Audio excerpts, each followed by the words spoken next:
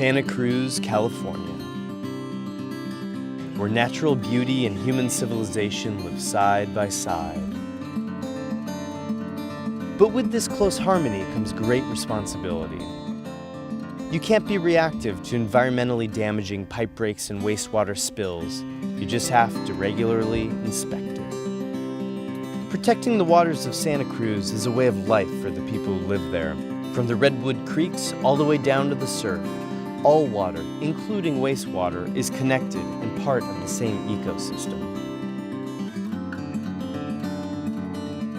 So I wanted to see what this out-of-sight, out-of-mind preventative wastewater maintenance was all about.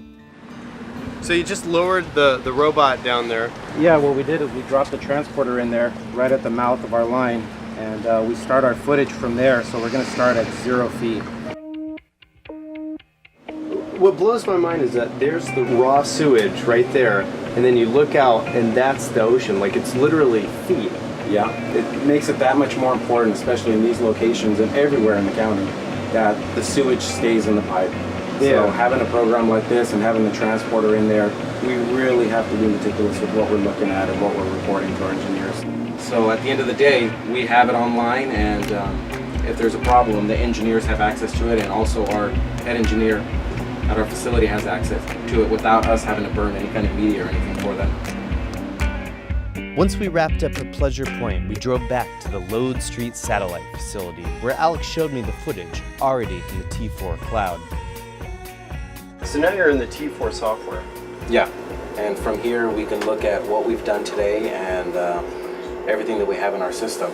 And it's pretty handy, because if you're just going off of a visual, it's really, really user-friendly. You look at it, that's the pipe segment you want, you can zoom in on it. It has your manhole labels, and if you wanted to, if you know there's a problem here, you can go ahead and open it up, and you can see the video that we just took. Already? Yeah.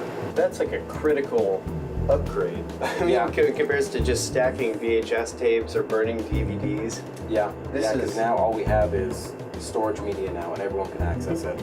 And you said from your phone or a tablet or? Yeah, anywhere you can get an internet connection to. That's incredible. As long as you have a login and your password, you're set up. You can go in there and access your maps, your videos, and reports. We just left the Lode Street satellite facility where we saw how they collect the data out in the trucks. Now, we're going to the downtown office now, which is crazy because in the old days you had to actually drive back on the same route we're taking now to go get the data, but now it's all in the cloud, so we're going to go see the data we collected up already on the T4 server. We take that data and we use it to gather enough information to determine what capital improvements we're going to do in the future, where the pipes are deteriorating or the pump stations. What they looked at were pipes, and decide what is our first priority, our highest priority. It made it more efficient for us to get the various types of information that we need, and some of it is the spill report. I don't have to call up the guys that are keeping the records out at Lode Street and get a copy of the spill report. I can go on T4 Spatial now, click on the spill report and see it. Rochelle showed me the old-style wastewater spill maps. In the old days, it took up to 3 months to collect spill data and complete a sanitary sewer management plan. Now with T4, it takes only a couple of days.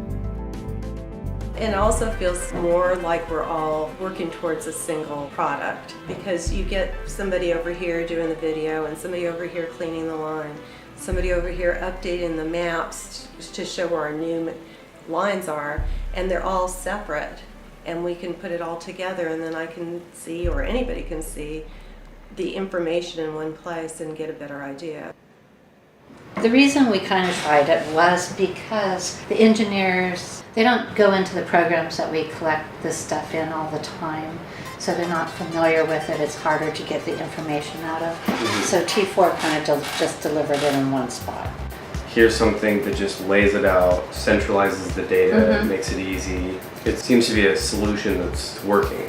It is, because, you know, like I alluded to earlier, they have to go into several apps to get this data. And we can't collect everything in one app. It just doesn't work. You know, we can import it to different places, but it's still not as easy as getting it from the T4 Spatial software.